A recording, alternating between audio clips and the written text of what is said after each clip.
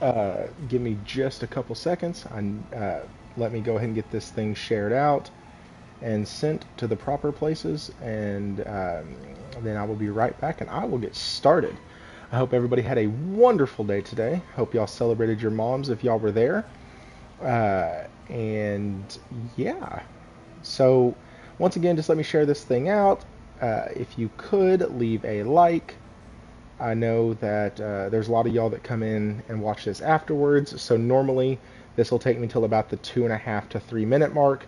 If you just want to go ahead and skip forward, this is Thoughts with Thrifty, and I obviously am Thrifty, so give me just a moment. Once again, hope everybody's day is absolutely stellar. We need to have a wonderful day today. Got some topics tonight from stuff that's just, on my mind. What is up, RP? Like I was just saying, give me just a second and I'm getting some stuff shared out, copying a link, sending it over to Discord, bugging people to go ahead and show up on a Sunday night. Actually, the last Sunday night that I did this, which was last week, we had a pretty dang good turnout. It actually turned out to be one of my best live ever. So, or best lives ever. I don't know how you would say that. Lives? Anyways, whatever. Um, got some things tonight to talk about that are kind of just stuff that's been bugging me since like Thursday. Just conversations that have been bugging me, the rhetoric that's been bothering me. Like, there's been a few things that have come up that I'm just like, man, I don't. I don't really have a chance to do this long form on TSGP or on Thrifty's Gaming News podcast. So when these came to me, I was like, man, I really have more than just a 5-minute thought on these. And so that's why I saved them or want to expand upon them tonight. So with that being said, let's dive in. Thank y'all for being here. And we are going to get started. During the breaks and everything, I will kind of be playing Victor Vron. If y'all haven't checked it out, the game goes on sale regularly. I am not sponsored in any stretch of the imagination, but I do promote good games, and Victor Vron is a wonderful, wonderful isometric action adventure game. It's fan-freaking-tastic. I would honestly, I put it up there as one of my favorite isometrics.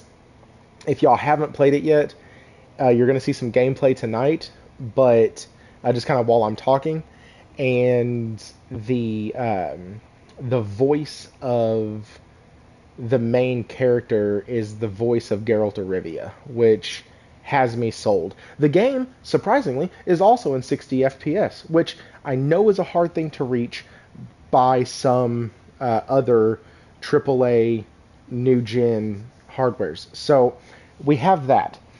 And actually, you know what? With that, let me go ahead and get us started on this. If you haven't already, share this out. I want to break a record tonight and get 20 people in here at once. I don't care if they stay for 5 seconds, but because it still counts. I don't care if they come in here and say, dude, Thrifty, you got a big head and a big nose. Like, that'd be fine by me. Anyways, let's go ahead and get into this, right? So as the thing says, as the title says, we are going over how Xbox abuses delusional gamers.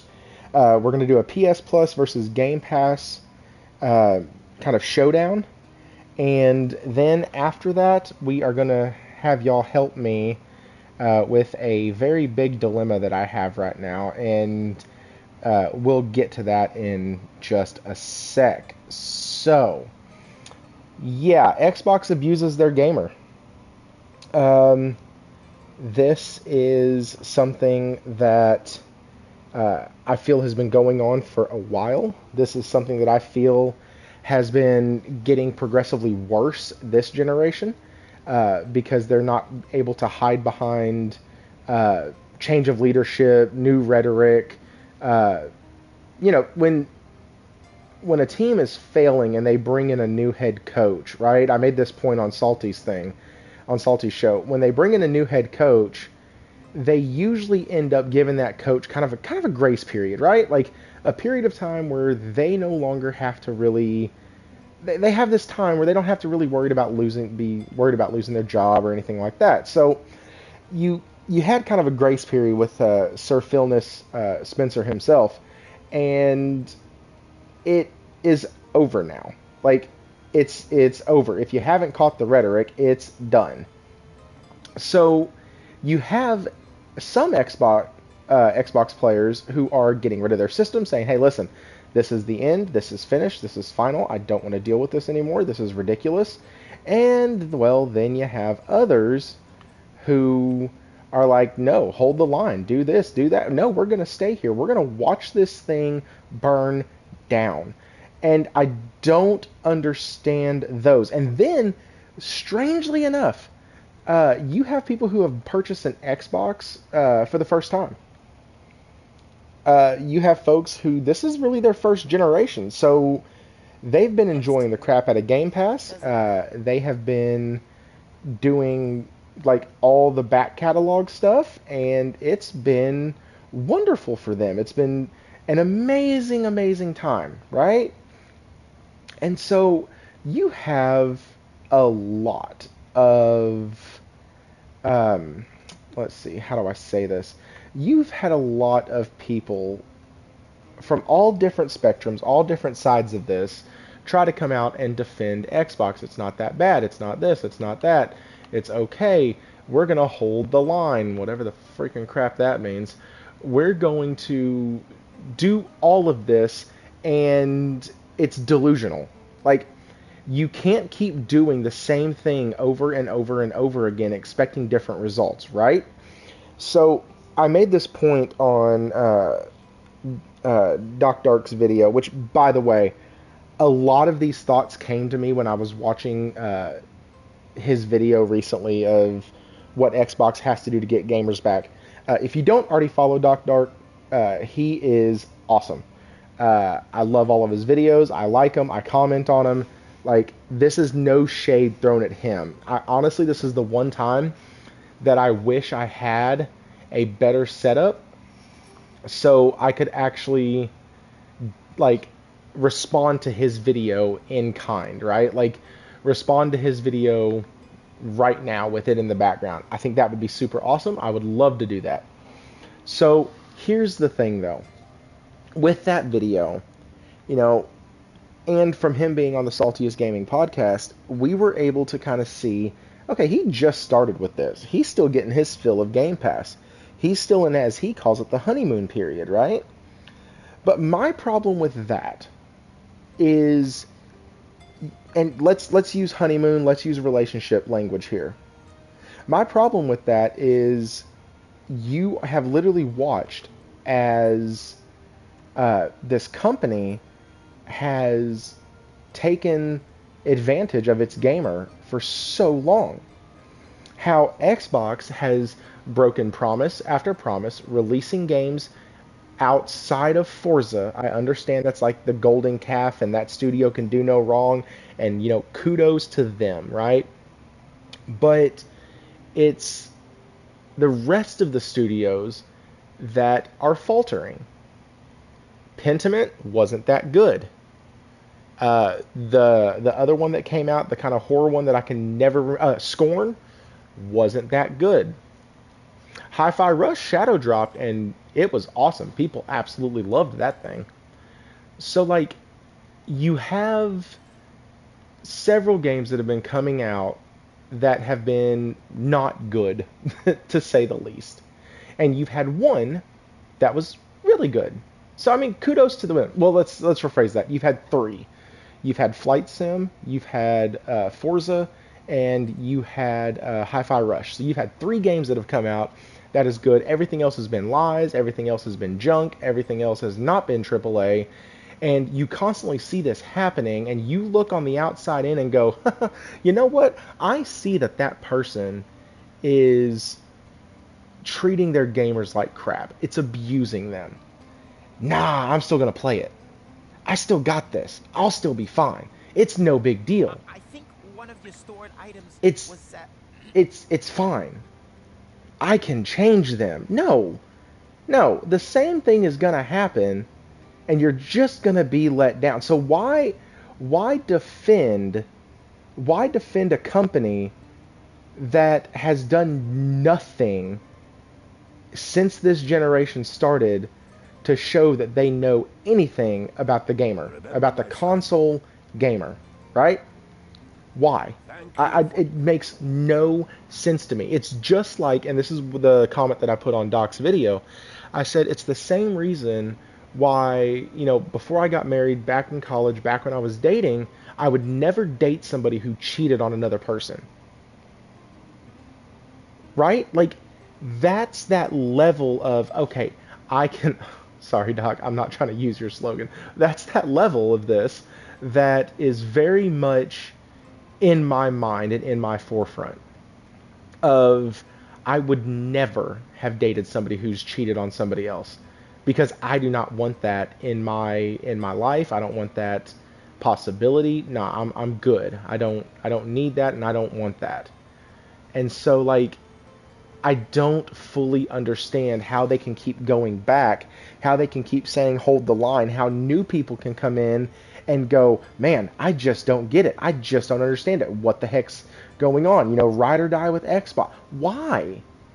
They've done nothing to show that they deserve any of that loyalty. Now, shout out to Doc because he did say that this is a hobby for him. This is not a passion, right? Like, so, I mean, shout out to Doc. I can appreciate that and I understand that. So for him, this doesn't really send him down one way or the other. It doesn't bother him. He's going to play it until he's done and move on, which is fine.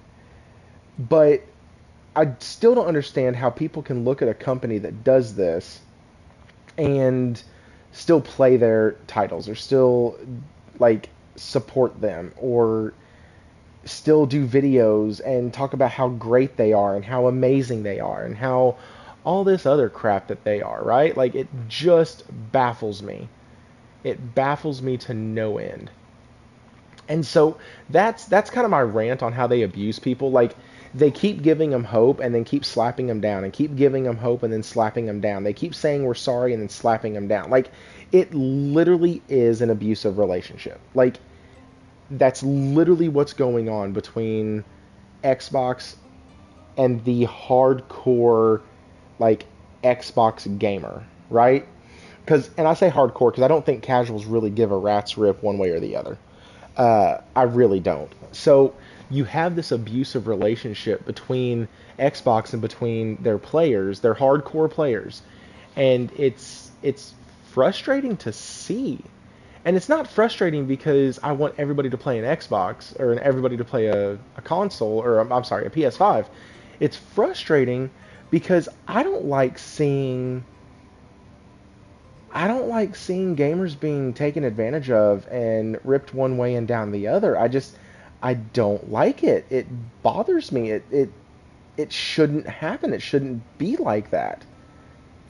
And so it's very irritating. It's very frustrating, and I expect more for gamers, but I can't expect more when the people themselves don't expect more, right? Like, if you're willing to stay in that relationship and get abused, then kudos to you. Like, if that's your thing, moving it out of the human relationship, because if you're in that situation, you need to get out. You need to do whatever you can. I don't want to act like I'm being insensitive to domestic violence or anything like that. But when you have a company that is treating you like this, then surely the next thing that you would do is get out. Right? Am I way off on that? Am I wrong on that? Like, why would you stay unless you're delusional? Like, that's where the title of this comes from, because I kept thinking, well, dang, what makes these dudes stay? Why would they? And it has to be because they're delusional. And I've talked a lot about companies screwing up and things like that, right? I've talked a lot about how that feels very abusive, feels very dirty, wrong, feels like they're cheating the gamer. And so let's kind of talk about it the other way though. Let's talk about now, my dilemma, right? And I was going to save this for the end, but it just kind of feeds in well here. Let's talk about my dilemma, because my dilemma is I really want to play Diablo 4, right? I want to buy it, I want to enjoy it, I want to play the story, and I absolutely, utterly despise Blizzard. Um, a quick Google search will tell you that that company has been in several different investigations and lawsuits since 2016, and I think there were three of them. There was a 16, a 17, and a 2020, I believe. And so, like, different lawsuits for tons of misconduct. Bobby Kotick is a complete sleaze and is a coward. Knew stuff was going on, didn't say a word about it. What's good, Eclipse, man? Also, I miss saying hello to RP. What's up, man? Um, it's so freaking frustrating and annoying that you have Bobby and you have what he's done or let happen, that when a game like Diablo 4 comes out, it's it conflicts me because I don't like supporting companies that do stupid crap, right? Like, here's the difference. Where a company spends their money is up to them, right? I'm here in America, and I fully believe that a private business can do whatever the heck they want with their money as long as it's within the confines of the law, right? So I don't take a hard and fast stance on companies shouldn't support this group or that group or this activist or that thing or whatever. They can do what the heck they want with their money. What's up, Nelson? But when it comes to how you treat your employees and how you treat your people, like, that part bothers me. Because those are the folks who I'm relying on to give me good games. Right?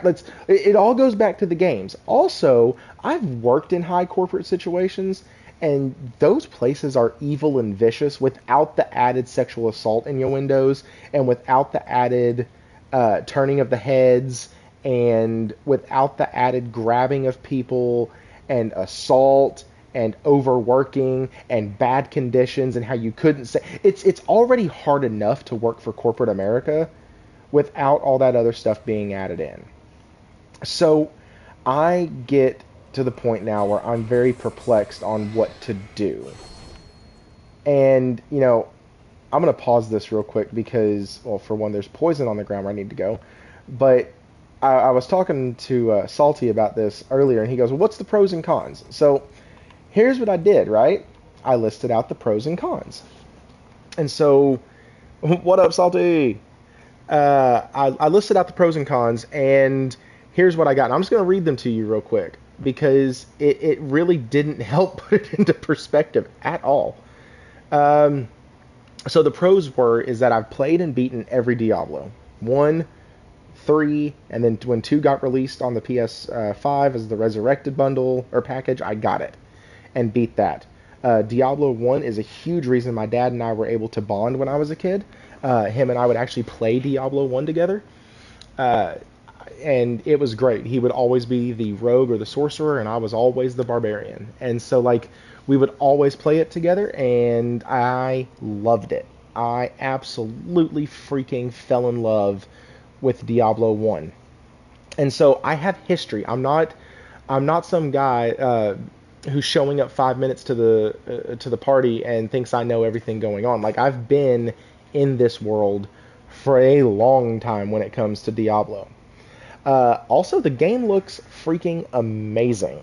I've actually been playing it. I played the server slam for a couple hours, and I've really freaking liked it. I thought it was fantastic. Yo, we got 8 folks in here now. Hit that like button, share this out.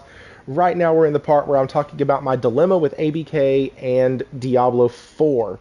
I'm giving my pros and cons because this is what is going through my brain hole right now. Number four is that I have always loved the gameplay loop and the lore of Diablo. Like, people joke about isometric action games not really needing any lore. I've said it in a few of my videos. Uh, when I was reviewing Tribes of Midgard, or not Tribes of Midgard, Wolves of Midgard, that game has just enough story to get you from point A to point B and give you a reason to kill crap in between. And a lot of times, those Diablo-esque games, that's all they have. And that's enough. But Diablo has a rich, rich lore. Like, there's books that have been written in the Diablo universe. There is things that have been uh, done, recanonized. There's stuff that was fixed in Diablo 2 Resurrected to make it flow a little better. Like, it's a complete continual story between all of the games. Now, the cool thing is you don't have to play all the games in order to know what's going on. The games do a very good job of explaining it as you go. But I love the gameplay loop and I love the lore. And then number five is, now that I've gotten in touch with more of this community, I know people who are going to be playing it multiplayer. And, I hate multiplayer, but playing multiplayer with your friends is fun. Playing with some rando 15-year-old tryhard is way too much for me. Like, those are the people I can't play with. They have no life.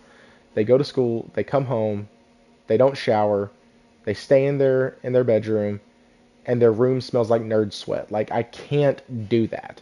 I just can't. But the multiplayer does seem like it could be fun now. So those are all the pros, right? I have all these pros lined out and all of this good that I feel about the Diablo games. I absolutely love them. So here's the cons. It's ABK. That's the first con I wrote down. It's ABK. And maybe not in this game because we haven't seen it yet, but number two is that Blizzard and Activision have been known, sued, removed, and put back in predatory microtransactions in most of their multiplayer games. And that bothers me a lot. Because there's tons of kids who play these games, even if, it's a gory graphic game, parents will still buy it because it's the hottest thing out. And there's kids that will play this game and spend money of their parents or of their guardians that's not theirs. And then you end up with kids who are hooked on spending money in games.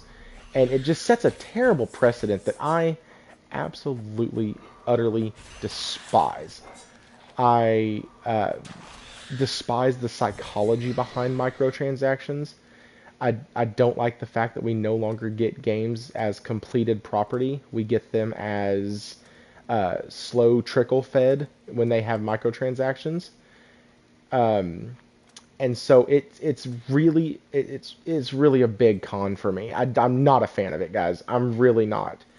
And I think that's one of the things that kept me from playing or keeps me from playing a ton of of microtransaction players, of multiplayer titles, because generally they're filled with microtransactions. Now, with that, it was brought to my attention that they said that this one wasn't going to be filled with that type of stuff. They weren't going to do a Diablo Immortal on it.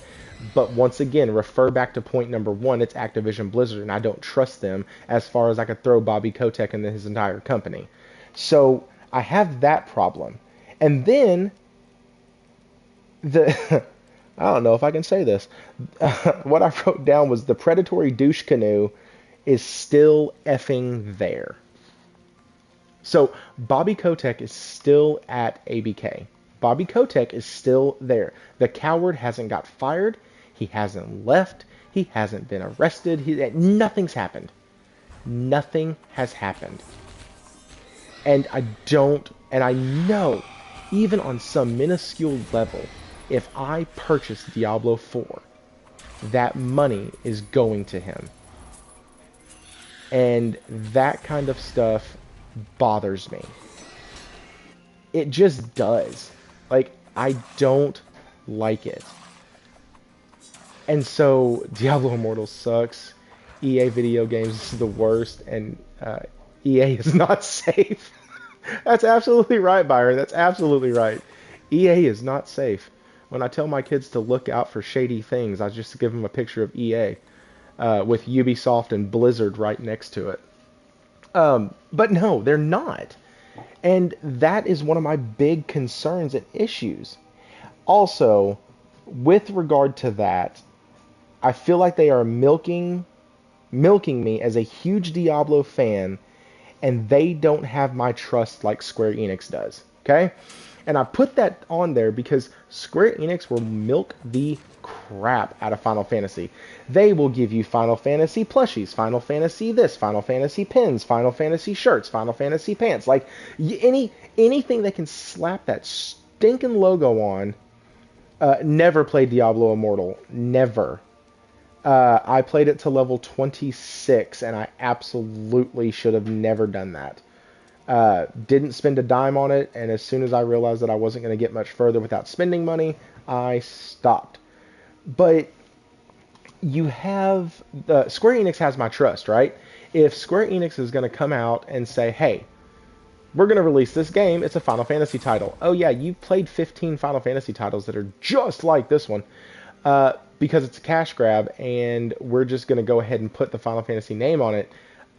Okay, fine. Take my money. You have my trust because I've played enough good games by them that they have my trust. You know what I mean? Like, they don't shove microtransactions in every single one of their games.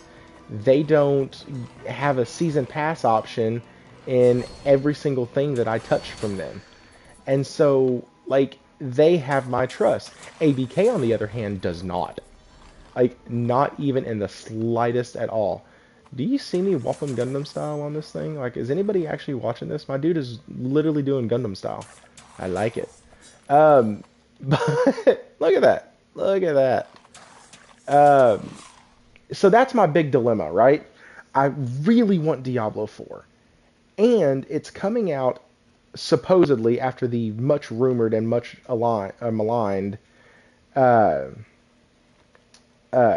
showcase, because I want to see if Spider-Man is coming this year. Then that's my third purchase, right?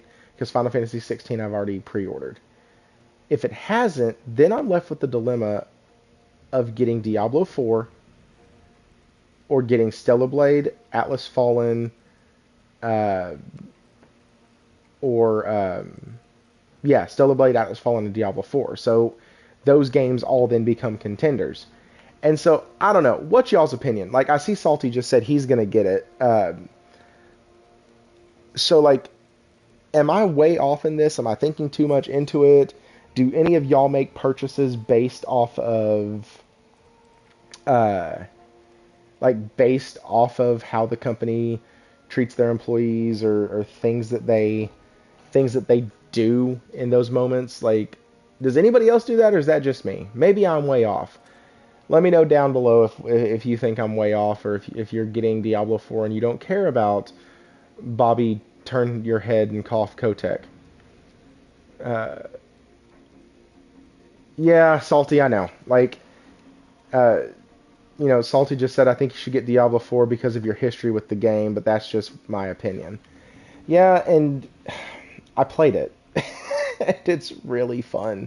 It's super visceral. It reminds me of Diablo 2 way more than Diablo 3. Like, this is a game that feels fun, responsive. I played as the sorcerer, and she is bad.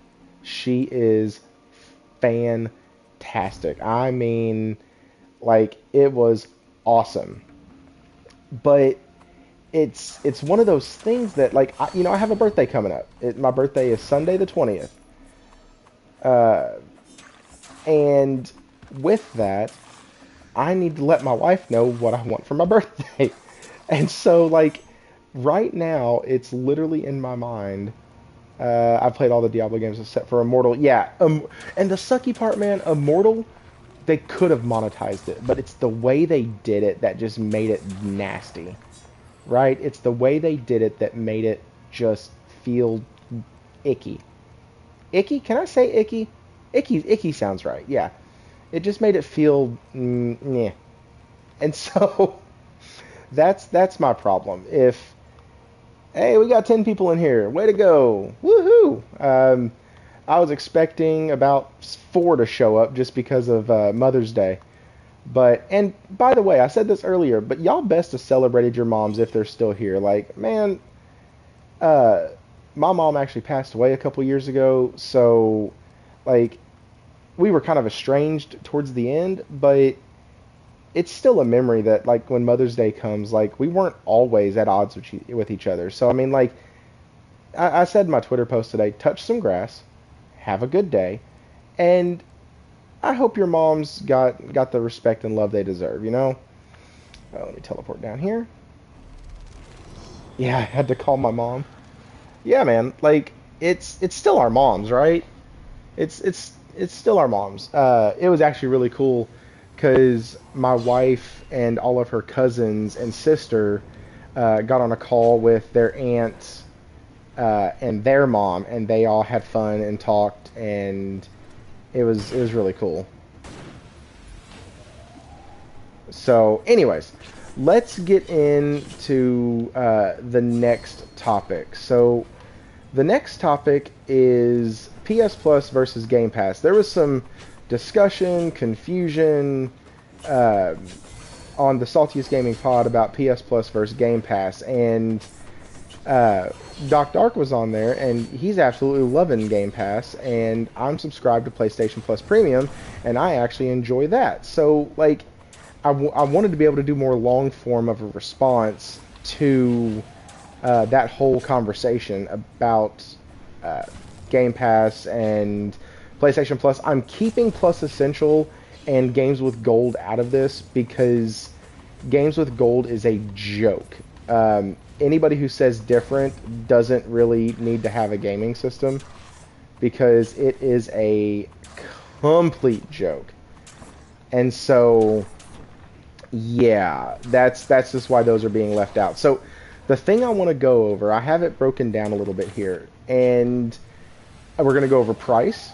We're going to go over gaming availability. We're going to go over if it's good for the company or if the company's using it well. Because you know these are here to make these companies money, right? They're not doing this for charity, no matter what they want you to think. They're just not. And if you think that, God have mercy on your soul, because you're delusional. Go back to step 1 or point 1 that I talked about tonight. So let's get in. Here's the stats, right? You have Xbox Game Pass and then Game Pass Ultimate. One is $15 a month for Ultimate, the other one's $9.99 a month. And so for a year, it's $120. You get you get Game Pass just on console or just on PC, or you can do Ultimate. Thanks, man. And yeah, guys, if you haven't shared this out, share this thing out. I don't know how much longer I'll be on, but I'm definitely going to be talking about this. And so that's your Game Pass. Game Pass Ultimate versus Game Pass regular, $180 a year is what you'll spend if you subscribe every month. They do not offer a yearly option with a discount.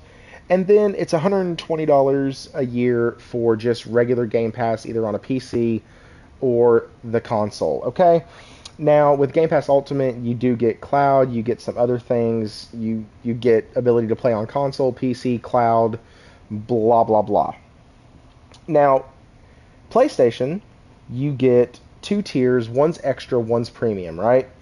And extra and premium offer you some subtle differences. So, extra, you get access to PS4 and PS5 titles. Done. Full stop. And that is $99 a year. And then you can buy it by the quarter, which is $40 a quarter, or $15 monthly, right? So it's the exact same price monthly as Game Pass Ultimate, okay? And then you have PlayStation Plus Premium, which is $18 monthly, $50 for the quarter, and $120 yearly. Obviously, if you're a gamer, you're going to have probably your subscription service locked in for the year. So I do like that PlayStation gives you their premium access for $120 for the year. Now, that gets you access to PS3, and this is the next step, right? So you have games. So if you look at cost, our cost is kind of the same across the board. I think Game Pass should give you a yearly option, but we'll get into that here in a minute when I discuss games and what's available. So with PlayStation Plus Premium, I have 750 plus games that are available to me, along with free trials, along with discounts inside the store, and along that includes a litany of PS3 titles, and then they are working very poorly, might I add, at getting PS1 and PS2 titles put into Premium. So that's how many games come with PlayStation Plus, right? So $120 a year, PlayStation Plus Extra, and Premium, PlayStation Plus Premium, you get 750 games, and they're adding more every month. Dude, we got Sinister in here, we got a Nate in here. I'm not even paying attention to chat. I feel so bad. Sorry, guys. Let me come in here and see what chat's saying. What's up, Nate? Oh, okay, y'all just greeting each other. I like it. You had to call my mom because you're sick. Oh, Salty, feel better, dude. That sucks to be sick on a weekend, man. Like, I get that it's, Mother's Day and all that, but it still sucks to be sick on a weekend. So that's kind of what's going on right now, right? With how many games are on there. Game Pass has about 300, 350, give or take. And that is for Ultimate, because the only difference in Game Pass Regular, what up, Toolman? The only difference between Game Pass Regular and Game Pass Ultimate is where you can play. It's not the level of access to games. So, good on them, but they still offer less games than PlayStation Extra. And so PlayStation Extra is $99 a year, which comes out to less than $10 a month, which means it's cheaper than Game Pass for the same type of service, okay? Now, if you can sit there and say, well, Game Pass, some of those 300 games are from the regular Xbox era. Great. If you're somebody who is just now jumping in, that is phenomenal all day long. Love it, like it, all that. But also, PlayStation Plus Premium gives me Final Fantasy VII, Final Fantasy VIII, Final Fantasy IX, Final Fantasy X, Final Fantasy X-2, Final Fantasy 15, and Final Fantasy 12. So it's not like PlayStation is not giving you legacy titles. So you can kind of miss me with that. They both offer legacy titles. They both offer things to the gamer that build their library, right? And if you're going to say, well, the PS3 has to be streamed, dude, you're trying to play your game on an xCloud. Like, let's not act like that's not the same freaking thing. Like, all I have to do is pull up my phone and boom, Bob's your uncle, I'm playing on Remote Play and I can play anything I want to. So, let's talk about how these are pretty much the same. Now, let's get into quality, right? Because there's this whole thing where, quality is, debatable somehow, which is bothersome to me. If you claim that your console is supposed to do something and it cannot do it, then quality is not there. If you say that you are going to release these games and you haven't, then the quality for your service is not there. PlayStation 1 has never promised to give us day-and-date games, and we've gotten like four or five day-and-date games. I think we're getting another one this month in Humanity. We got Stray. We got a little multiplayer, I think, something to the indie type, and I can't remember what it was. And so, we're getting day-and-date games. We're getting actually the same type of day-and-date games that Game Pass is getting right now, with the exception of a couple third-party deals, which kudos to them. Good job on them for actually... What's up, Newtonian? Kudos to them for actually putting effort in to getting third-party deals. I need them to do more of that. I want them to do more of that. But, so, PlayStation Plus and Game Pass offer a level to the gamer that is beneficial to both ecosystems. One has never promised AAA games coming out at a high clip on their service. But what we have gotten are AAA games coming out at a high clip on their service.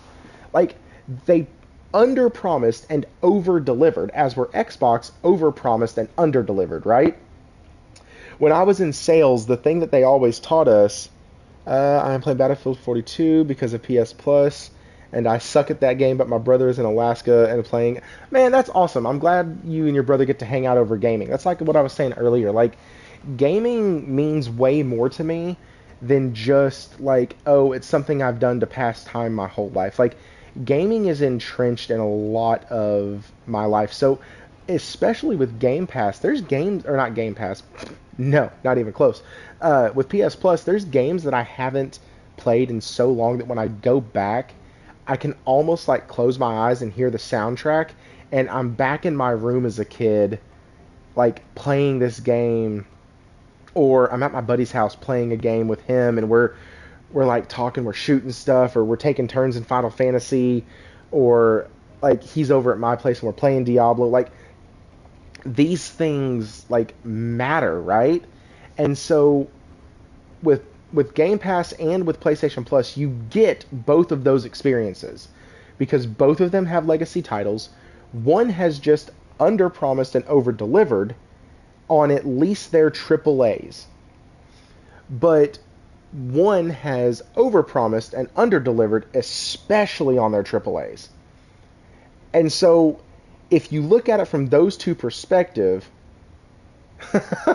listen, Toolman, I had Game Pass for a month, and I used it for a week. I played Fable 1, and that game sucks. And then I was trying to play Final Fantasy 13, but I don't have a PC or an Xbox, so I was trying to do it all through my phone, and you can't play FF13 through your phone on Game Pass. And so, first party day and date, yeah. Oh, more like a day late and a dollar short. Dear God. But then you have some people, and I understand the other thing. Well, Game Pass lets you do it for only a month, and you don't have to. Listen, man, like 10% of the population, dude, we need San Andreas so bad. It's the only GTA that I've actually beat all the way through. I freaking loved San Andreas. I think I spent the first like 4 hours of that game just putting my character in the gym and like making him just swole as heck. And then I died a lot because I was slow, so I went back to the gym and ran a lot and lost weight. But there's a very small section of the Xbox Game Pass community that just doesn't renew their subscription every month, right? So I think it's a bit shady and a bit crappy that they sit there and they don't give the gamer the ability to buy it for a year and buy it out and get a discount on it, especially since they need a PR win right now, which that brings me into the third point that I mentioned before. These sub-services have to be good for the company, right? Like, they have to be able to be good for the company to make deals with other devs and put their stuff on there, right? Not everything on Game Pass is going to be first party, mainly because they don't have any new first party coming out. But not everything on PlayStation can be first party. You need to have certain things that are getting added to there. So like Ubisoft is doing a lot of stuff with PlayStation Plus and a lot of stuff with Game Pass. You know, you have EA that does a lot of stuff with Game Pass. You have a lot of these other indie studios that are starting to put their stuff over. Atlas has put several games on PlayStation Plus, and Square Enix has put a ton of stuff on PlayStation Plus. And so you have these third-party deals that are coming over, but they're coming over usually at the end of a life cycle of a game on PlayStation Plus. You're getting that game on Game Pass, so Game Pass has to pay the dev for that, right? A lot of money because it's a new release. Instead of having that company put their game out as an exclusive title to one or the other, Game Pass is just like, hey, no, we'll take it. We want that. Wulong Fallen Dynasty, or is it Wulong Fallen Dynasty? Wulong Fallen Warrior? Whatever. What's up, church? I just saw you in here. What up, dude? And so, hey guys, at 14 or 15 in here, let's hit that like button. Let's share this out. Let's get this video up there. And right now we are talking about Game Pass versus PlayStation Plus. And right now I'm at the point where they both have their benefit to the gamer. But I'm getting into how each company uses it. Sony should not buy Capcom. Do not. Please don't. I want them to buy Bandai Namco.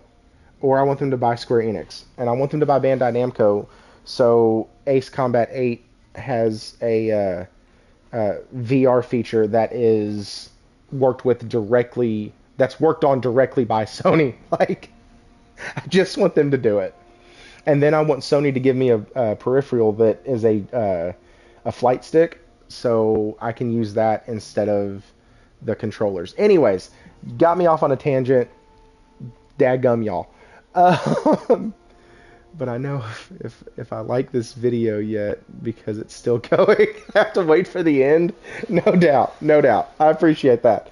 Don't make a decision until you get all the facts. Which, speaking of facts, here we go. The fact is that Sony uses their system and uses PlayStation Plus a whole lot better than Microsoft. Sony uses it as a marketing strategy as well. You'll notice games come out, and they're getting close to a release of another game. Spider-Man is the most recent one it's done it with. Resident Evil was the last one it did it with. Like, Horizon Forbidden West was another one that it's done it with. And so, like, for Burning Shores, they use it as a marketing tool. That's what they use it as. And it's genius. Like, it's sheer, utter genius. Xbox uses it as a way to collect L's right now. I don't understand it. Like, you're not using it for marketing. You're not using it for strategy, so to speak. You're using it to try to get people to sub to your service and auto-renew every month. So that way, if they screw up and forget about it for 6 months, then you still made 6 months worth of money on them, and you're good to go. Now, I don't know if they have stuff in place. I would hope so, that they have stuff in place that allows them to, like, give refunds and things like that, because if not, that'd be pretty shitty. But so many people who, like, don't understand that companies need to use these subservices.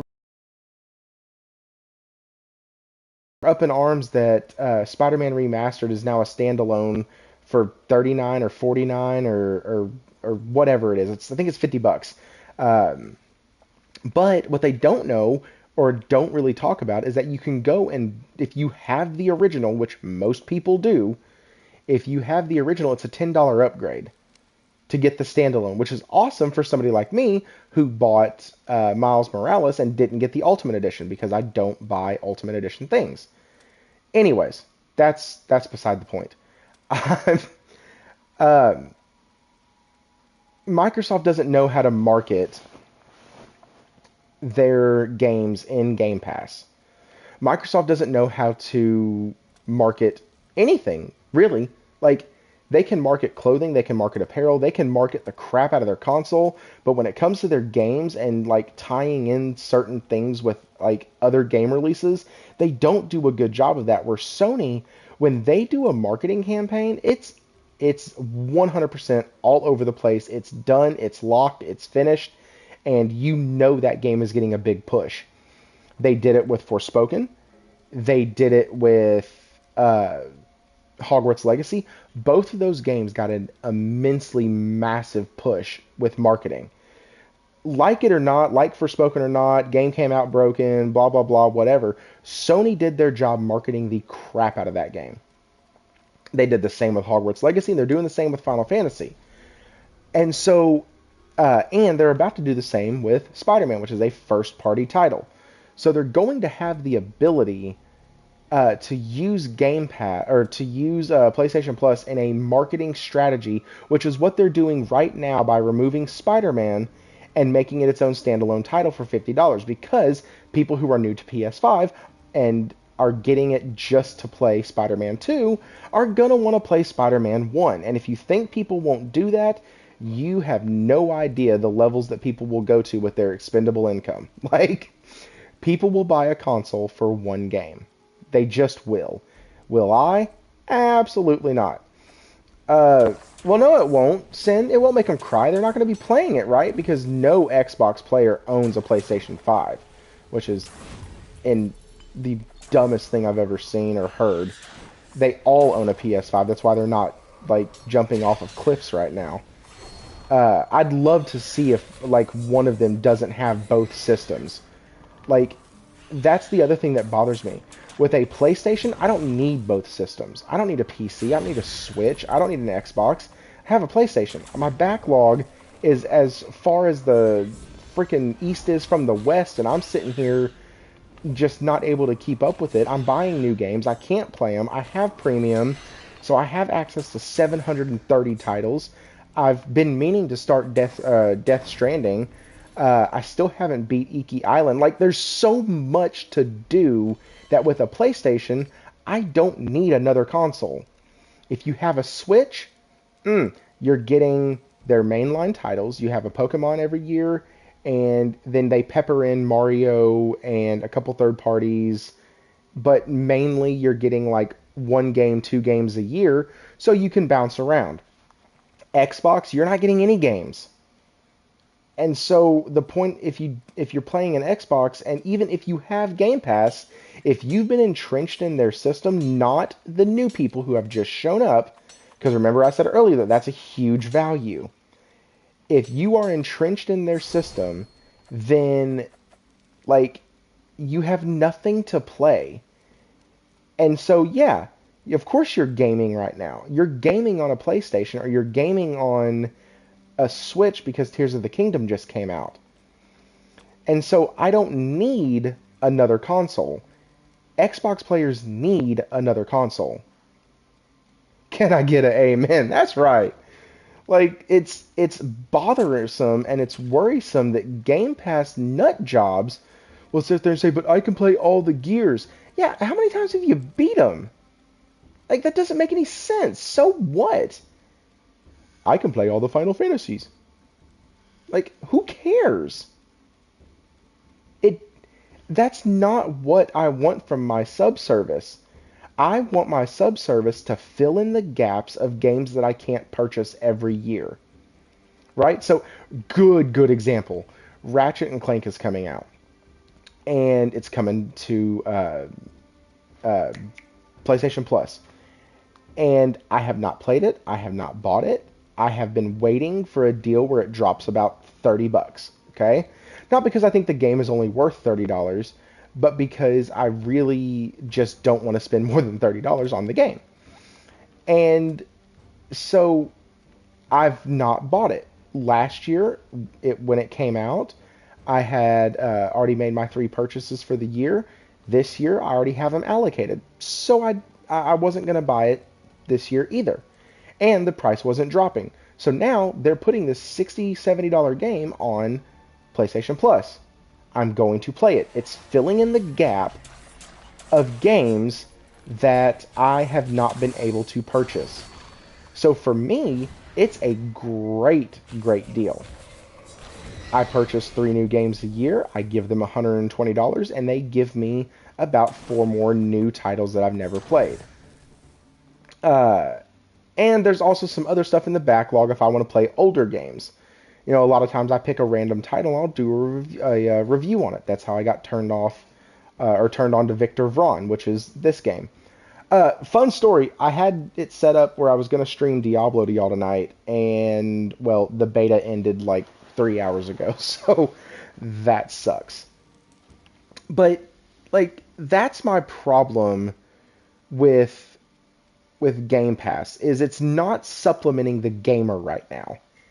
It's not acting like, hey, we're here to help y'all. We're here to give you new games to be able to play. We're here to hook y'all up with 5, 6 new titles a year that you wouldn't have purchased normally. Heck no. No. Instead, they're just like, hey, here's crap. Hey, after that, here's a really decent indie title. Oh, hey, after that, here's more shit. Like, Give us your money every month, thanks. Like, it's stupid. And the fact that, ooh, I got my third, sweet, I finished this. Okay, I gotta get out of here now. Sin I bought, Sin I've bought the Ratchet and Clank game since PS2 days. Was never into FPS other than Borderlands. Yeah, excuse me. I couldn't even get into Borderlands, man. So kudos on you. It's not something I've ever been able to kind of just dive into. I've tried Borderlands. I've tried what's the one with the little girl and the big machine? You're underwater. Kind of dystopian future. Person kind of tricks everybody into being down there. Whole city dies. Crap. Anybody in chat that hears this, please respond, because I'm dying on this one. Crap, there were like 3 games, or 4, I think. Why can't I think of it? Bioshock. RP, my dude. My southern brother. I appreciate it. Toolman, also, man, like, I'm... Alright, let's spam Bioshock. So, I've played Bioshock 1, I've played Bioshock 2, I've played Bioshock 3, because I think they gave them on, like, a collection or something. And I can't get into them at all. But, if I wanted to, I could. I could supplement my gaming and my budget with PS Plus. With Xbox right now, there's no supplementing. You're not getting nothing. And they don't know how to use Game Pass to its proper advantage.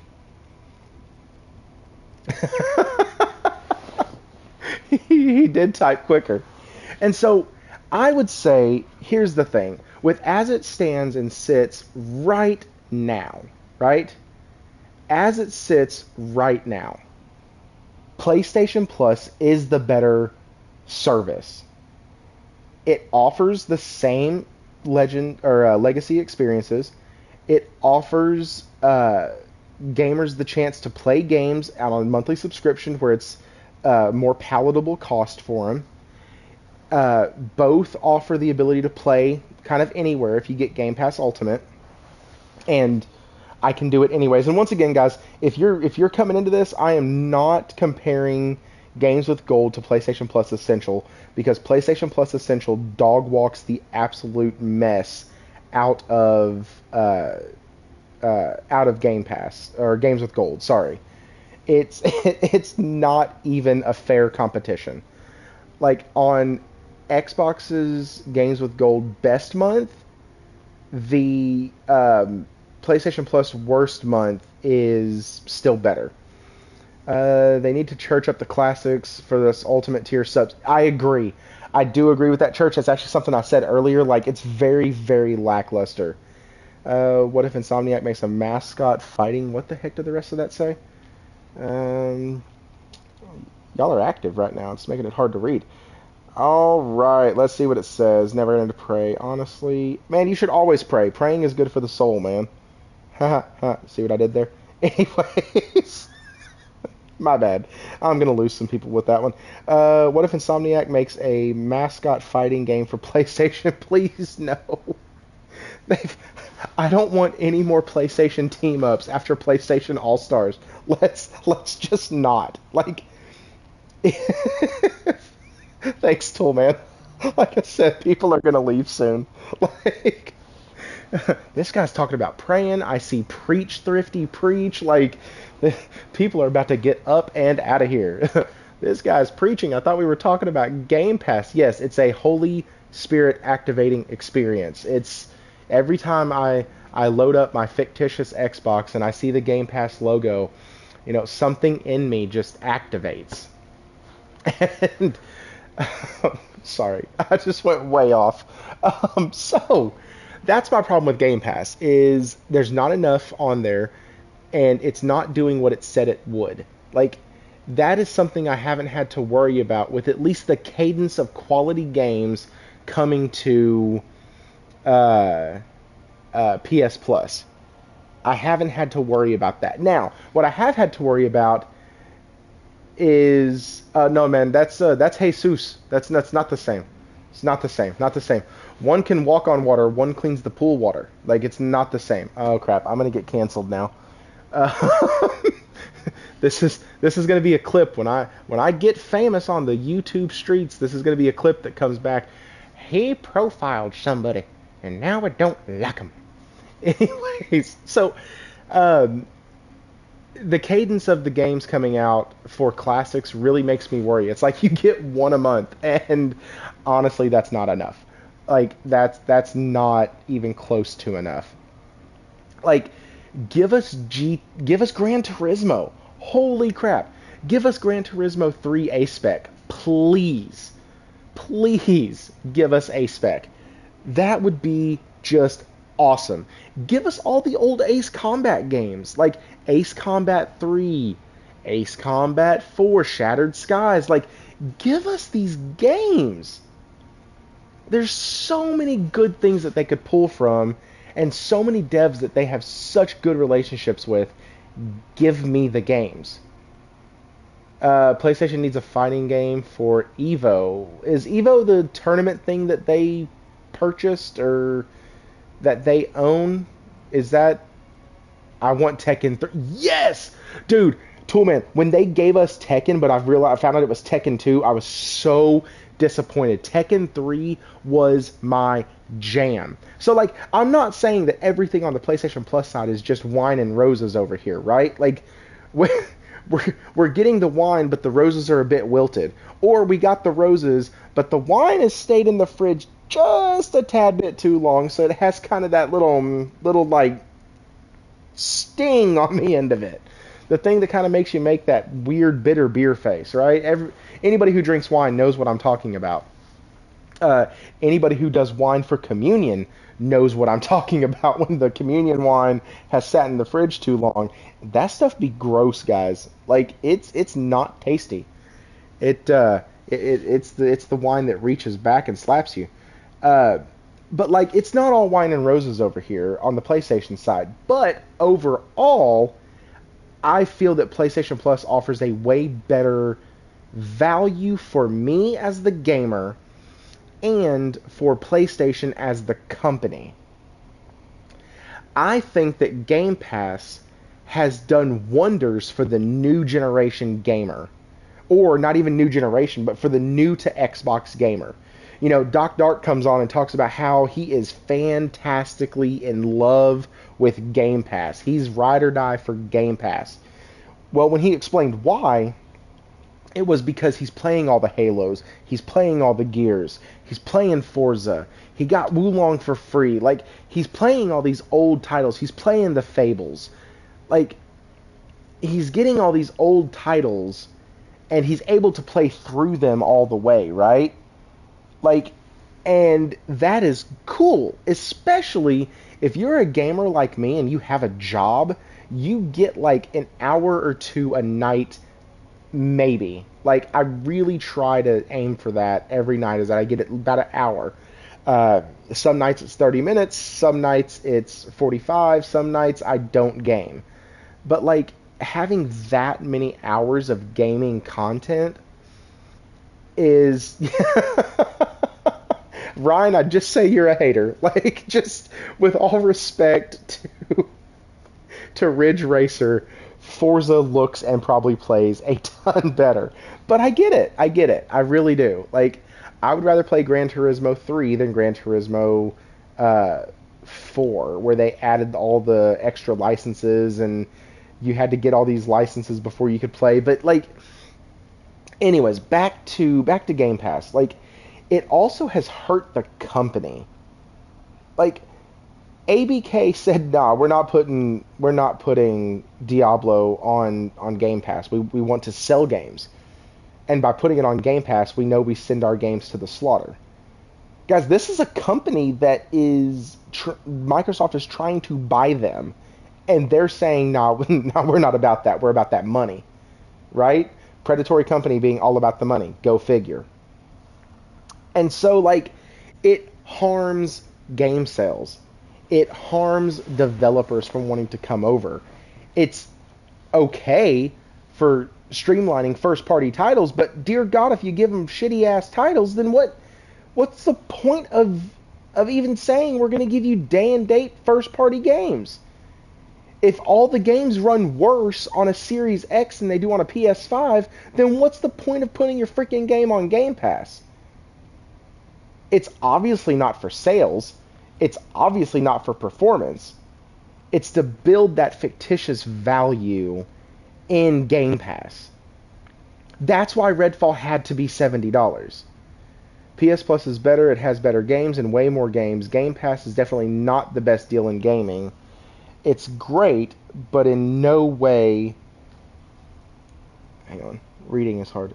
But it's no way... it's great, but it's not... I'm thinking you're saying it's great, but it's no way better, the better subservice. And I agree. Like, all facts neon, yeah, man. I actually agree with that sentiment. Like, it's great, it's fantastic, it's fun, it's good. Gosh darn it, if I can find somebody to give me just a Series S, I might go back and play it. A Sube? A Sube. Okay, I still don't. Okay, so maybe I'm just an uncultured swine over here. I don't really know what a Sube is. So there's that. So yeah, Game Pass is just not at the level of the PS Plus in terms of what it does for the company. It actually harms the company, and it harms the console gamer the most. Because at least a PC gamer can go to the Epic Game Store, it's going to get some PS or some PlayStation titles, but it's great, but it's way overrated. PS Plus has better games, way more people got. Yeah, it's people have got to stop gaslighting Game Pass, right? And I miss the soundtracks from the old games. Yeah, like soundtracks in gaming, they've all started sounding alike a little bit to me. Like I can't remember what I was playing, but it sounded very Star Wars-esque. Oh, excuse me, Titanfall. I just did a review for Titanfall 2, and one of the things that I forgot to mention in my review is that a lot of the musical scores in the game sound very, very Star Wars-esque. Like, I couldn't picture not Star Wars when playing this game. Only welfare gamers love Shame Pass. Now, that right there, I don't necessarily agree with. And it's because right now they're not getting the AAA titles. So they're not welfare gamers. They're idiotic gamers. They're delusional gamers. Oh, BT7274. Moment of silence. Okay, we're back now. See, church, see what you did to me, church? You made me go to a dark place that happened last week, and I'm not a fan of that, okay? Like, that's not cool. This stream is upbeat, guys. We're talking about Game Pass. We're talking about PlayStation Plus, and then you go ahead and bring up BT. Like, leave that alone. Like, we're gonna find a box, right? We're gonna put BT in a box with my mom. No, anyways, that's from Bad Boys. Okay, keep going. They claim Pentiment is better game than Gal. I mean, right? Like, stuff like that. It's that delusion that I was talking about. They've been abused for so long and fed crap for so long that they now believe the bull crap. And I don't understand why. I don't understand why any new gamer ever would take the word of an Xbox fanatic. Pardon me. That's right, church. That's right. You should feel bad. You should. The dang 8-hour campaign had me all in my feels. Like, that was some bullshit. Sorry, thirsty. And so anyways, it's that delusion. It's that how many times are you going to get punched in the face or punched in the gut? 60 frames per second on the box, and they had to put a freaking sticker on it because you can't get 60 frames per second. And then it's so bad that Phil Spencer comes out and says 3-month delay wouldn't have helped the performance issues. It wouldn't help the game direction.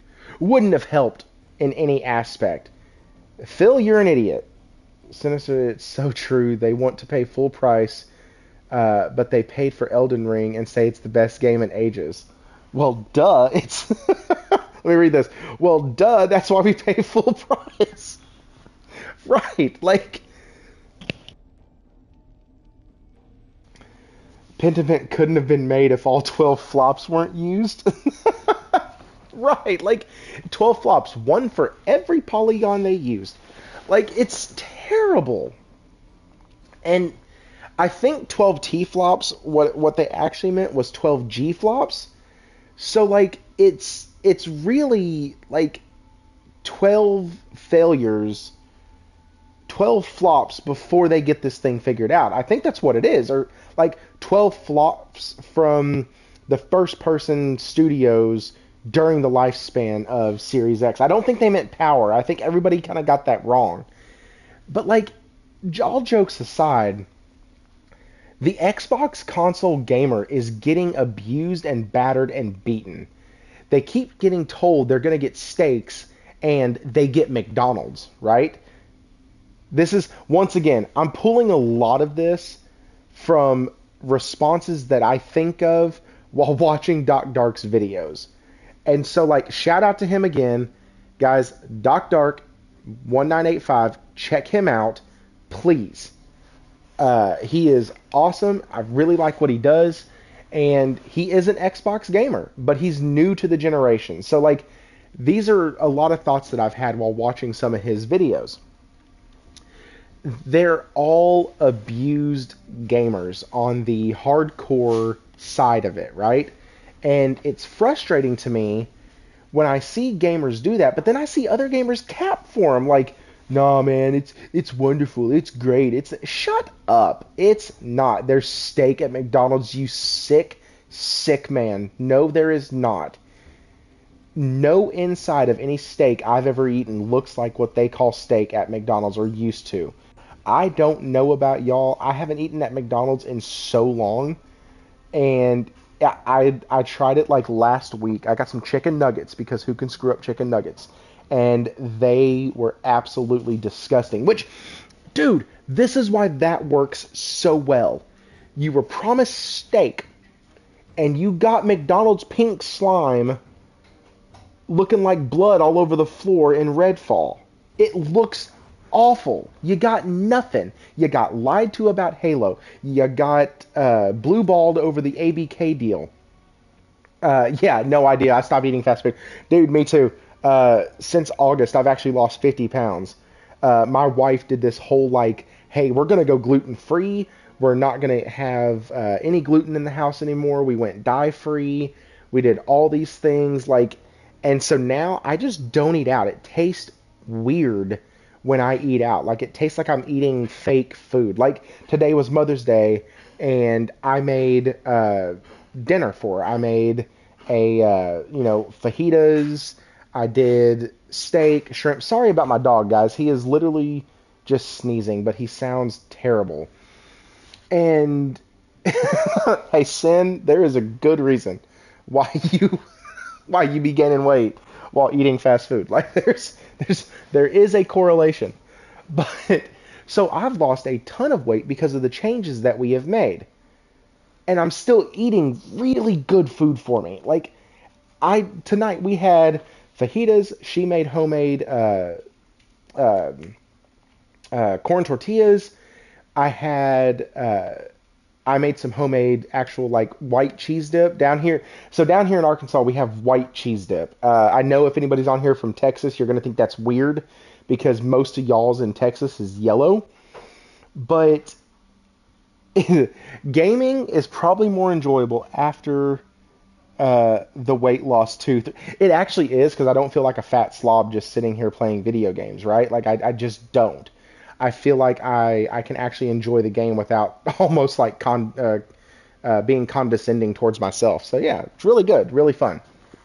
But with Game Pass being McDonald's right now, but y'all got promised a steak, why do y'all stay? Like, if any Xbox people are in here, dude, hang on. Thank y'all. We have 18 people in here. We are, I think that's the new record. hit like, share this stupid thing out. Guys, I'm just a dude streaming live from my PS5, giving you my thoughts on Game Pass, delusional Xbox gamers, Xbox abuse, and then we might wrap this back around about, I can't read what your name is, but welcome, welcome, welcome. Uh, I see PlayStation X. Hey, there we go. I can read it on my phone. When it came through on the PS5, it was weird. But, like, listen, guys. Y'all, it baffles me. Oh, that's Wise? Heck yeah. What's up, Wise? I like it. So, what baffles me to my core is that you can keep getting abused, keep getting lied to, keep getting told you're getting steak, and it's a set of McDonald's chicken nuggets that have been sitting under the warmer for 45 minutes, so they're hard and nasty and don't go down right, don't eat right, and no matter how much sauce you put on them, they still taste like dog shit, and you still go back. Why? Why? Oh, you were guessing. I got you. Why? Why do you still go back? I guarantee you, if the last 1, 2, 3, 4, 5, hang on, 1, 2, 3, 4, 5, yeah, for the last 5 games that came out, if the only one of them that was good was a freaking indie title from PlayStation, I would be livid. Because that's about 2 to 3 years of sheer, utter failure. I wouldn't listen to wait until. Wait until E3, wait until this, wait until... Like, I wouldn't do that. Why? Because I have self-respect. Because I have standards. Because I have the ability to know my worth as a gamer. And I don't give a rat's rear end about Jim Ryan, Herman Holst, Yoshi P. I don't care. It's not something that I am loyal to in that regard. I am loyal to the games that I get to play. And the games that I get to play are 100% AAA bangers. Or indie projects that you can tell the passion and the care and... Damn, he sounds disgusting. What?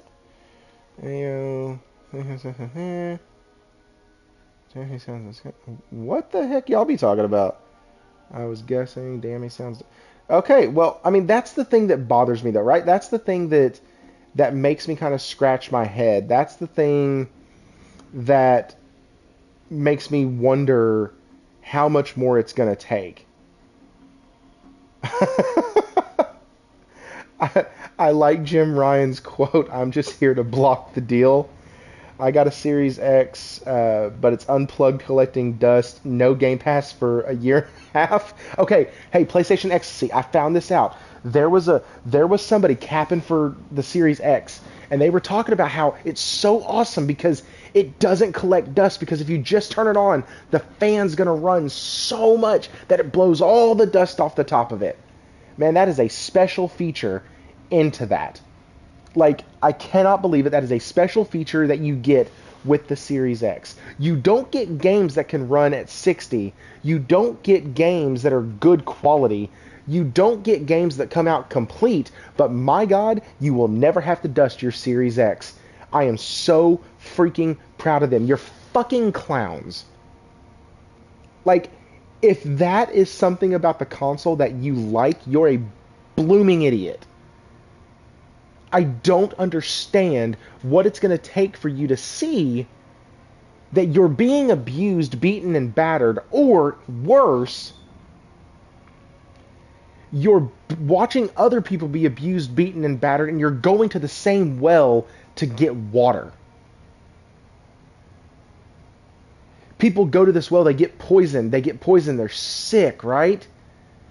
They get poisoned and they're sick from this. So they get away, they get out of it, they sell their consoles, they let their consoles sit and collect dust.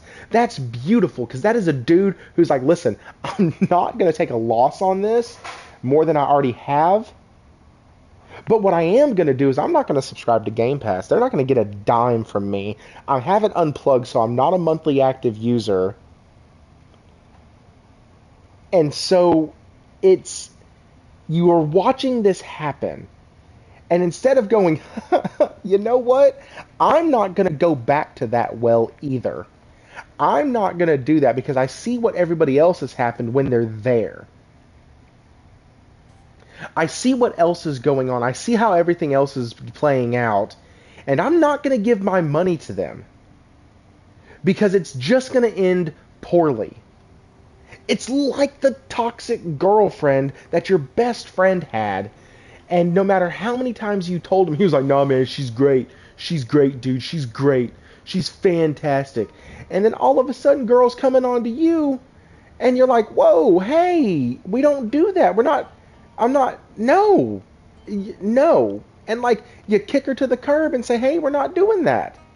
But instead you're going, yeah, you know what? You cheat on him. That's fine. Come over here, baby girl. Like, come on.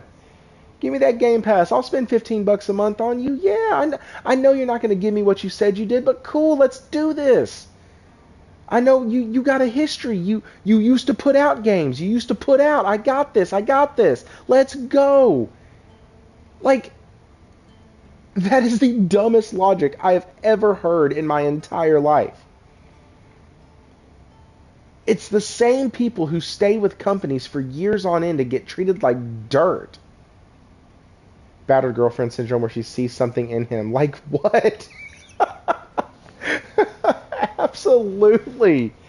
Absolutely. Give me just a second.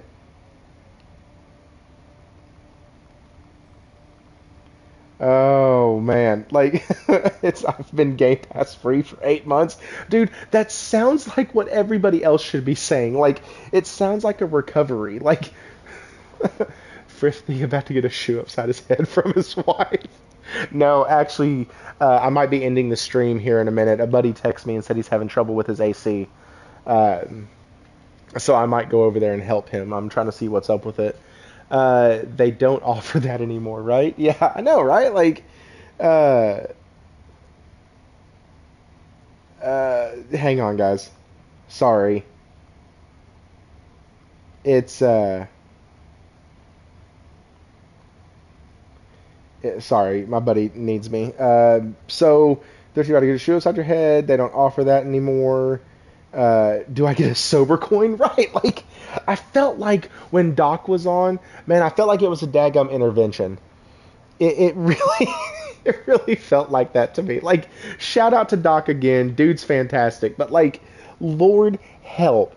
It felt like we almost had him with all the clips that Jez was playing, the articles that Salty was pulling up, the stuff that I was putting out.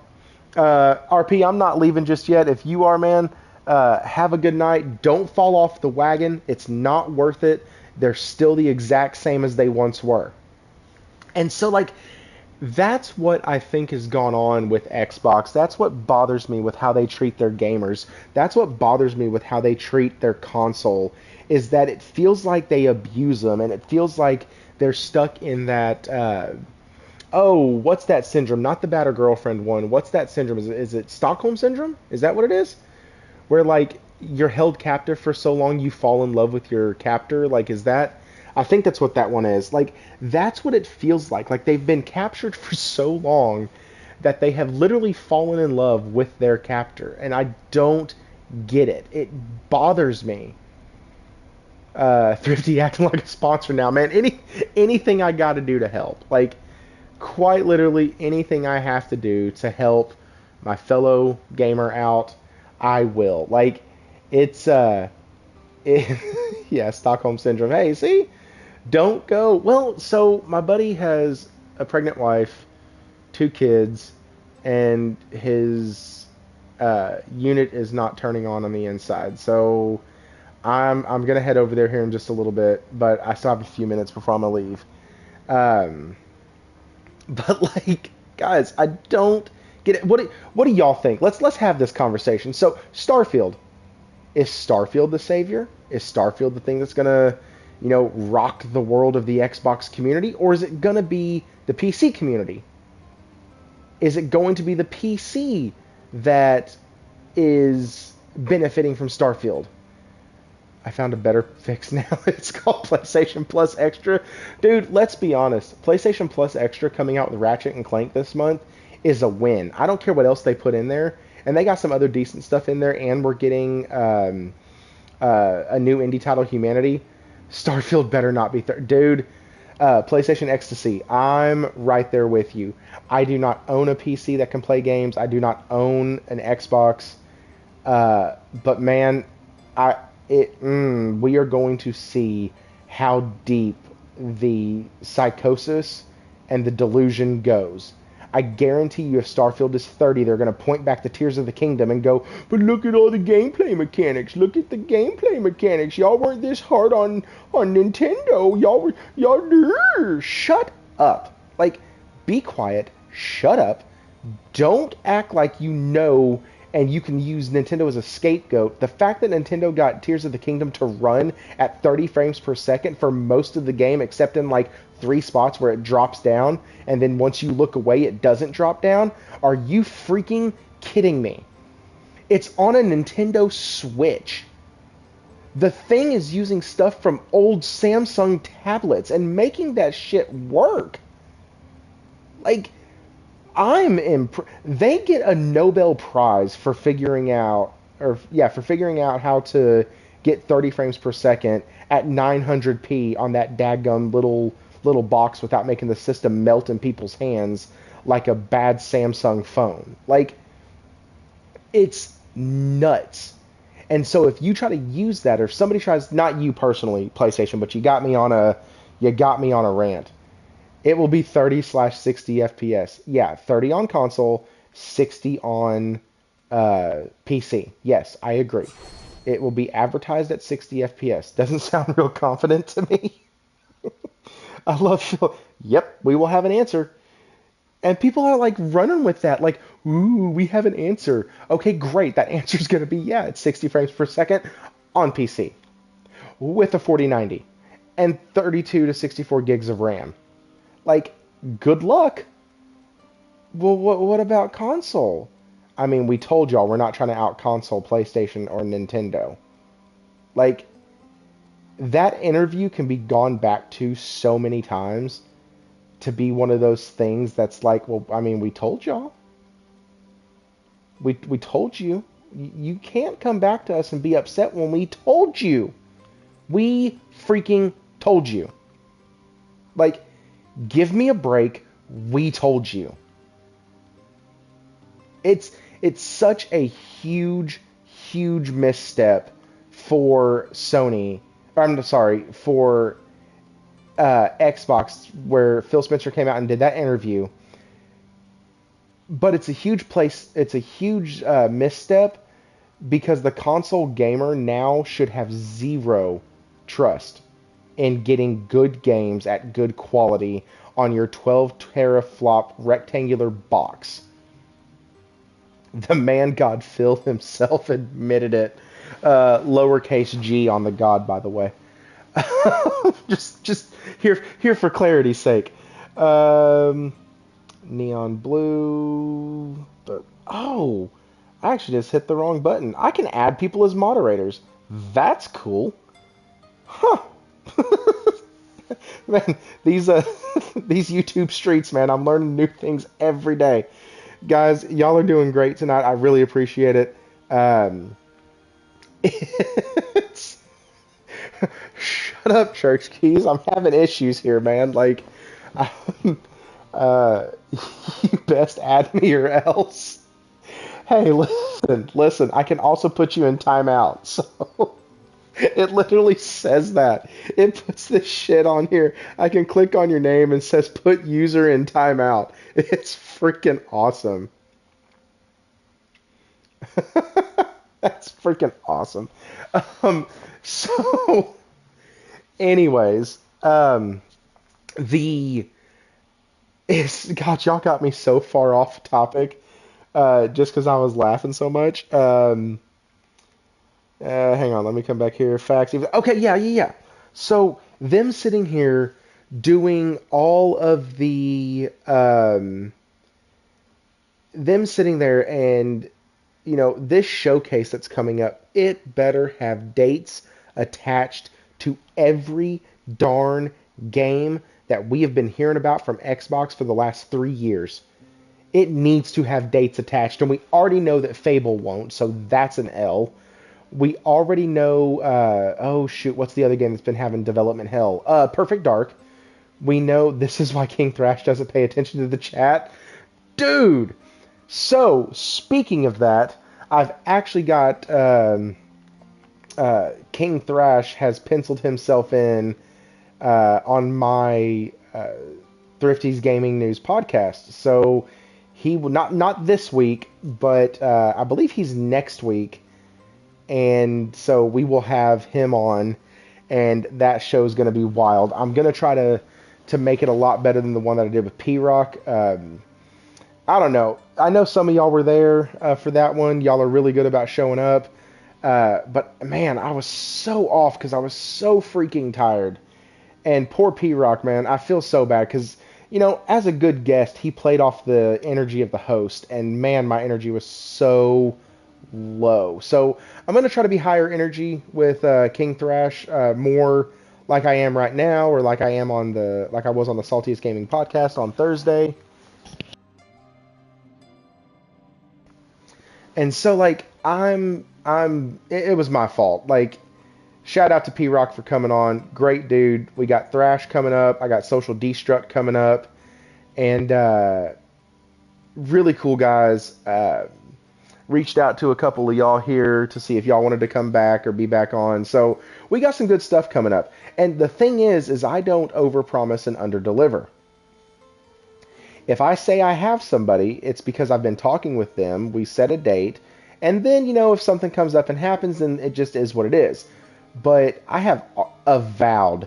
Avowed is the other one. That's right, guys. So Avowed is one that is supposed to be close to being done. But what does that mean? Like, what does that mean for Xbox? They haven't released a complete game yet on the new generation. So do we think that people will still, completely and utterly lie and be delusional for Starfield? Like, is that what's going to happen? What is the best PlayStation console? Okay, so let's go ahead and get into this. Best PlayStation console. Sin, I'll get to that after this one. Best PlayStation console. I'm going to say I'm going to agree with Toolman here. It's the PS5. And the reason why is because I think with the PS5 Pro, I think we're going to be able to play a lot more PS2, PS1, and PS3 games. I think the Pro may have some way to do backwards compatibility, especially if they do a detachable disk drive. And hear me out. A detachable disk drive. What if they can sell you a PS1 disk drive, a PS2 disk drive, and a PS3 disk drive? Oh boy. First of all, Sony would be the devil themselves for marketing that because they know people would buy it. But second, that could be the way they're going to solve problems with backwards compatibility, is by, hey, maybe one of these disk drives is going to operate as a retro disk reader. I think that would be kind of cool. I think that the technology for the PS3 is able to be shrunk down quite a bit. Like, you have certain cell phones that can be jailbroken and play PS3 games on it. And so, like, it's not a performance issue. Hang on, let me read this. My buddy just sent me another text.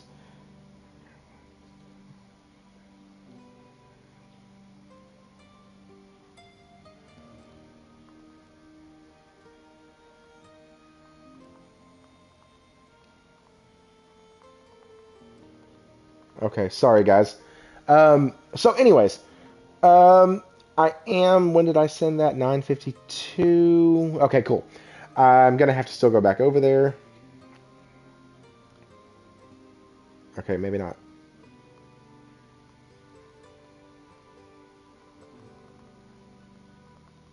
Okay, it came back on. All right, cool. I'm here for a little bit longer. So this that's my big problem, and that's what I think is going to happen, and that's the shitty part about all of this. If he ain't subbed to your channel and in the chat, is he really a friend though? Guys, I actually don't know what's going on with my YouTube app. It's not letting me see the chat on YouTube. So I'm like a few messages behind what y'all are saying. Um, when you're able to play the complete PlayStation library on the PS5, it is going to be crazy. So hands down the PS5. That's true. If he ain't subbed to your channel and in the chat, is he really a friend though? Nah, probably not. Like, so what was the other question that really sounded good? What is the best console? PS2 was a game changer. Um, yeah, I'm not seeing a lot of. I'm not seeing. There was another thing that I wanted to talk about, but where did it go? The best PlayStation console, add me or else. Yeah, it's not giving me all my stuff. Agree to it, man. Mine was the PS4, but given I play all PS4 and PS5, I need to say the. Yeah, I mean, like, if they can figure out how to get PS3 on the PS5 natively to where I can pop in a disc, holy crap. I will be spending hours upon hours upon hours gaming on that. Um, so let's talk about a little bit, now that we have a lot of people in here, let's talk about a little bit my ABK dilemma, right? Like, I want to play Diablo. Salty said I should get Diablo. There's a couple other people telling me to play Diablo. Social Destruct has told me to play it. I always call his name Social Destruct because when I only heard about him through Wooly, and y'all know Wooly, he's from the UK. And which, God bless the UK. God bless the CMA.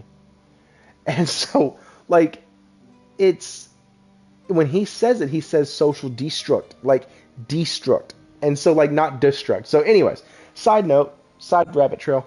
I promise I haven't been drinking tonight. Maybe I need to. The, I forgot what the fuck I was saying. Whoo! Ooh, that's that edible. EU tomorrow, yeah, I think they're going to end up passing it. Um, oh, yeah, that's what I was saying. If they can get the games natively, it's going to be a massive, massive game changer. Like, I won't know what to do with myself. I really won't. I will go broke buying old PS3 titles and old PlayStation 2 titles. It's going to be absolutely terrible. EU's tomorrow, but they definitely changed their tune with the PS5, and I'm glad. Yeah, like, and the only reason we don't have all the libraries, well, I don't know about the PS1. That's always baffled me. Like, the PS1 is, we should be able to have every game pop in and play on the PlayStation 5. But anyways, you know, we don't talk negatively about PlayStation 5 here. We don't. We don't. We don't. We can't, right? I'm a Sony pony. I'm not just a freaking gamer who knows where the good games are. Nope, I have to be a pony. What do you really want to do with Diablo Thrifty? What do you what? Toolman, I'm gonna need a translation on that. What do you really want to do with Diablo Thrifty? Do you? Okay. So yeah, that's the problem, Toolman. Is that I'm so torn. I would I have the ability right now to basically say, "Hey, I want to pre-order Diablo and I'll have it, and then in a week I can play it." Or a week after my birthday, 2 weeks after my birthday I can play it. Or I can get a litany of other games. Or I can get a camera so y'all can see my ugly face on here. Like, there's so many things that I could just say, hey, look at my wife, say, hey, honey, here's what I want for my birthday.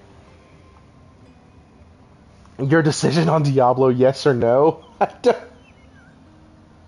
That's my problem. I feel like, here's the deal. I feel like if Bobby Kotick wasn't at Blizzard, I would do it in a freaking heartbeat. Like, this has nothing to do with the ABK deal or Xbox buying Activision Blizzard or anything like that. My PS camera is decent for the system. Right, like, that's and that's what I'm thinking about getting. RP, I think I've talked to you about that a little bit. That's what I'm thinking about getting. But, like, there's so many things that I can do with this. I can use this to bolster my... I can get 4 new games this year instead of 3. You know what I mean? Like, I have options. But if Bobby Kotick wasn't there, I can look past the microtransactions, right? Because I've played other EA titles. I've played Ubisoft titles, able to look past that stuff. But... just play it and don't take part in it. Don't be the person that spends that $7 to get a boost in XP. Like, let me ask you this. Do you see yourself not playing anything else for a while if you do buy Diablo? No, because I have Final Fantasy 16 pre-ordered, right? Like, I have a game coming out in June already that I'm getting. It's just coming out in late June. So what I'd probably do is play Diablo until Final Fantasy came out. Then I would drop Diablo and only use it for multiplayer. The thing that I hate is the other thing, let's talk about the gameplay of Diablo 4 a little bit. You're going to have to recreate your character if you want to play Seasons. And so, like, unless you just want to grind your character into the damn dirt every time, you're gonna have to, like, rebuild, play as other characters, try new builds, and that's some bullshit. Like, let me have a legacy character and bring him over wherever I want, or her. I know some dude gamers like to play as the females because the voice work sounds better, the artistry is usually better, and so, like, I get that. But, like, I want to buy it. Don't get me wrong. The the other side that makes it hard is that, if my wife buys it for me for my birthday, is that really me buying it? Like, I feel like it kind of is, because, like, I feel like at that point I'm just trying to find a loophole and I should just buy the damn game. But, like, it's such a conundrum because dude is a jackass. He's an idiot. He turned a blind eye while these women were having assaults happen to them. Or while these women were getting assaulted, like, he heard about it and didn't do a mother-loving thing. And, like, I don't want to support a company like that. I remember a while back, Ubisoft, right? Did all the predatory practices, did all that, and then people who worked for them said, yeah, and the environment to work there sucks. Like, I didn't buy another Ubisoft game. I didn't buy it new. I've bought them pre-owned before, but that money goes to help my local game store, and Ubisoft doesn't get a dime from me on those purchases because I've bought them pre-owned. And so, like, I'm very big on not putting my money into spaces that are not going to adequately take care of their employees or protect their employees. It's one of the many reasons why, until he sells the team... Oh, shit, what time is it? Oh, 10:15. All right. unless he sells the team, Dan Snyder and the Washington the Washington the Washington Commanders. Um, I'm not gonna really enjoy that. Like I already hate him because I'm a Cowboys fan, but like the owner is shisty as hell, and he's a freaking racist, and he's a sexist. Neon, you're not gonna get hate for that, man. Those isometric games are not necessarily for people, for every single person, right? It's really not. It's not something that I think every single person needs to just get into. Um, and they're hard to. Like, the graphics usually aren't that good.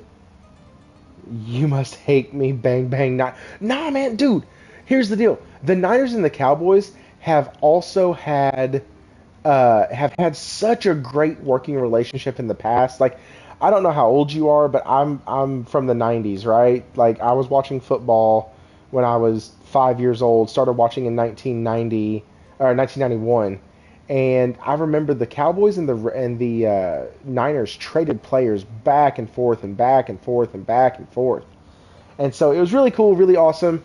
Um, D2 has top tier gameplay, lacking graphics for sure. Dude, I don't know. The freaking. Oh, you're 42. Okay, so yeah, you get it. Um, the graphics in the Resurrected, D2 Resurrected, were really, really solid. And I really love that D4 has actually gone into more of a visceral, guttural, dark, like, aesthetic. It looks awesome. Hey, Sin, age ain't nothing but a number, dude. Age ain't nothing but a number. As long as you can still have one finger operational, you'll be able to beat Final Fantasy 16. But shut up, Toolman. Hey, listen, Toolman. I don't know. No. You don't. You don't get to say he's old, aren't you? I think you're 55, right? Is that what the 55 stands for? I think I've made that joke before, and you said that's actually what it stands for, or either that or I'm making it up. But anyways, so like, it's yes, it's that moral dilemma. It's let's read some chat here. I agree that morally or other values makes you not want to support companies or their products, then the heck with them. Right. But like bro. That's funny. I love how you clarified an actual woman as opposed to the not actual women. I don't know how really to take that, Sin. Thrifty, how old am I? I'm 36, about to be 37. Turned 37 on the 20th, which really, like, this next week I'm on call for work, and so I won't be doing the Thrifty's Gaming News podcast. We won't be doing that this week. I will still be on Salties, I hope. And so gaming news is slow. Yeah, gaming news is slow right now, but it's not terribly slow because look, I can just type in gaming news of this week, right? Gaming news of this week. Big rumors, big blah-bitty blahs. Let's look at this. Game ranks. Okay, releases, calendar dates. Like, there's still stuff going on. PC gaming news. Let's do this. Gaming news. Let's go to news. Okay, so news. You got Tears of the Kingdom. You got PS4, PS5 games this week. Just games coming out. That's from Push Square. You don't need to make an open world game. I fully effing agree with that. Actually, I think that's one of the things that never made me play Breath of the Wild was that I didn't feel like an open world, a fully open world Zelda on the Switch was something I wanted to really play more. It's all gravy, no offense taken. Nah, man, listen, we don't get offended in this chat. If you get offended, I'm calling you an X-bot, and then you just gotta go. Like, you can't be offended here. Diablo IV seems to be enduring its self-inflicted server slam like a stoic barbarian, and players are generally happy. Like, that's good. Like there's a ton of gaming news out, but like the big stories, the big things that are going to drive people to a channel, no. People are going to come here, they're going to come here for me. If they're going to stay, they're going to stay. One of the things I love about King Thrash is he's like, listen, like, subscribe, don't like, don't subscribe. I don't really care. Like, I love doing this, and my channel is growing organically. And speaking of that, subscribe to this stupid thing if you're not already. If you are, thank you. Like, uh, that's one of the things that I am trying to grow this channel. I am trying to do this, but I want to do it the right way, right? I don't want to do it by shock jockeying this and making it to where uh, I'm only trying to do something that is the trendy thing, right? That's why I haven't. That's why I still do my gaming review videos, because that's why I started this thing. That's my passion, is to hook people up with good games. Neon Blue, I just saw that. Welcome to the club, man. That is so, well, that is awesome. I appreciate it. Found out the other day that I have people who watch me, like, from overseas, which is kind of nuts in my opinion. Like, that's crazy to me. That I have people watching me from overseas. I have people commenting on my videos from, like, out of the country. I don't know. I'm still very enamored by all this, like that somebody would look at my opinion and go, huh, that's a good opinion. I want to hear more from this guy. Speaking of hearing more, let's talk about Tears of the Kingdom real quick. I wasn't going to tonight, but Salty posted something earlier. It really, really caught my eye because it actually kind of pisses me off, if I'm being honest. Hey, thank you, Salty, for sharing this out, guys. Hey, thank y'all if y'all shared this out. I really appreciate that. So here's what was said. Tears of the Kingdom, right? Tears of the Kingdom. Tears of the Kingdom has now sold more already than Hogwarts Legacy. Like, I want you to put that in perspective. GameIndustry.biz, first numbers on Zelda Tears of the Kingdom coming in. This is from Benji's sales. Unsurprisingly, they are fantastic. UK performance, biggest Zelda launch ever, more than 2.7 times Breath of the Wild launch. That makes sense because there's a lot more Switches out in the wild now. Biggest physical launch of 2023, beating Hogwarts Legacy by more than 50%. 50 mother-loving%. 50. And Hogwarts Legacy crushed it. Like, Phil Spencer, please, for God's sake, watch what they're doing. They're pushing their console to the freaking limit. They're delivering games that have an awesome gameplay loop. They are delivering expectations and meeting those expectations. So Nintendo's out here just running freaking roughshod over the gaming industry, and people are saying that this is already Game of the Year. There's no other way anything else gets it. And dear God, as much as I hate it, I think they're right, because my Game of the Year contenders so far are not gonna even do it. So my Game of the Year contenders are Hogwarts, RE4, Final Fantasy 16, and Spider-Man 2. Phil is looking to drop the 60 meta. Oh, shit. Drop 60 meta games. That's funny. But, like, Nintendo is crushing it. And I mean crushing it. And it's because they're delivering, wait for it, games. They're delivering games. Like, I've never... That whole thing just baffled the absolute dog crap out of me. So let's do this. Zelda Tears of the Kingdom is the biggest boxed video games launch of the year in UK. In the opening week, sales eclipsed the box sales of Hogwarts Legacy by more than 50%. That is just box sales, and Hogwarts, which released on PC, PS5, and Xbox Series S and X in February, did a very strong digital launch. Switch digital sales are typically much lower than other platforms, so it's unknown if it outsold Hogwarts, but it outsold their physical sales by 50%. And it outsold Breath of the Wild 2.7 times more during the opening week.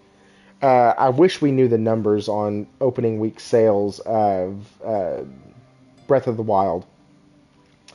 But, like, holy crap.